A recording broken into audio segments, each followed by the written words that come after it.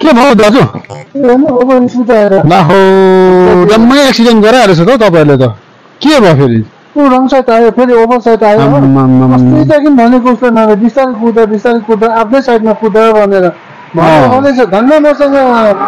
लागे ठोकाएर मात्रै हो कि अरूसँग हिर्काएको भयो त उसको बेडलक नि हो बिचरा है फेरि यति छ ओभर स्पिडमा अब त्यही कारण त दाजु अब यो जुन चाहिँ ड्राइभिङ लाइनमा चाहिँ अब के भन्दाखेरि अब रिसाउँछ होला कि तर अब मैले जति जानेको कुरा भन्छु होइन यो ड्राइभिङ लाइनमा चाहिँ ओभर स्पिडले नै ज्यादा क्या एक्सिडेन्ट हुने मेन कारण नै त्यही हो ओभर स्पिड होइन अब ड्रङ्किङ एन्ड ड्राइभ होइन अब कडाहरू खाएर कुदाउनु अब त्यो अलिक एउटा गाडी कुदाउँदाखेरि तपाईँले अब कन्सन्ट्रेसन माइन्डमा राख्नु पर्ने किन 100 गज अगाडि पछाडि हेरेर कुदाउनु पर्छ दायाँ बायाँ अब पब्लिकहरू हिँडिरहेको हुन्छ यस्तो जेब्रा क्रसिङमा पनि अब पब्लिकहरू क्रस गरिराख्दाखेरि होइन आफूले स्लो गरिदिनुपर्छ अब धन्न आज चाहिँ अब पेसेन्जर पनि छैन रहेछ 2 जना मात्रै भेट भएको छ कोनी कहाँ हेरेर कुदाउँछ कोनी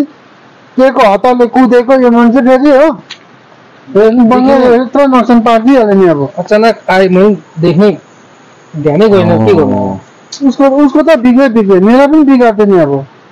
को भन्नु तपाईँलाई एउटा याद छ कोटेसन हजुर सेफ ड्राइभ सेफ लाइफ होइन जुन चाहिँ आफ्नो अब ड्राइभिङ चाहिँ सेफ छ भने आफ्नो लाइफ पनि सेफ हुन्छ यही कारण चाहिँ हाम्रो भारतभरि नै होइन विश्वभरि नै एक्सिडेन्टको कारणले होइन साल पछि होइन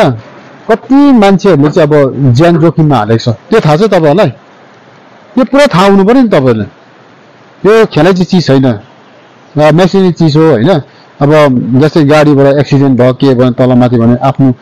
जिन्दगी घरिघरि आउँदैन त्यो पनि सोच्नु पर्यो तपाईँहरूले एकदमै यसलाई चाहिँ आफ्नो कन्सन्ट्रेसन माइन्डमा राखेर होइन एकदमै कुदाउनु पर्छ त्यो सोच्नु पर्यो नि तर मान्छेले अब यस्तोमा के वास्तै गर्दैन दा एक्सिडेन्ट भयो के भन्छ तर जो परेको छ नि त्यसलाई मात्रै थाहा हुन्छ कतै अब यति बेला मान्छे भादेखि चाहिँ उसले अब के गर्छ हो नि हेर अब पेसेन्जर चढेको कस्तो हालत हुन्थ्यो मैले त सम्झाइ केही नराम्रो चिजहरू त खाएको छैन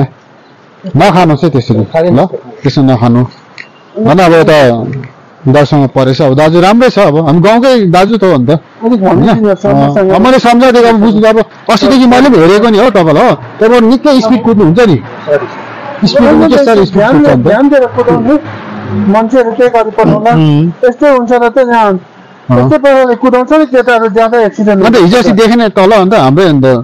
जग्गामा तल अन्त अब राखेको जग्गामा ओभर स्पिड आएर किन ओभर स्पिड कुद्नु बिस्तारै बाटो छ त होइन बिस्तारै हिँड्दा भइगयो त अन्त हो त्यस्तो नेग्लिजेन्सीले गर्दाखेरि चाहिँ मान्छे एक्सिडेन्ट हुन्छ नि त खास कारण नै त्यही हो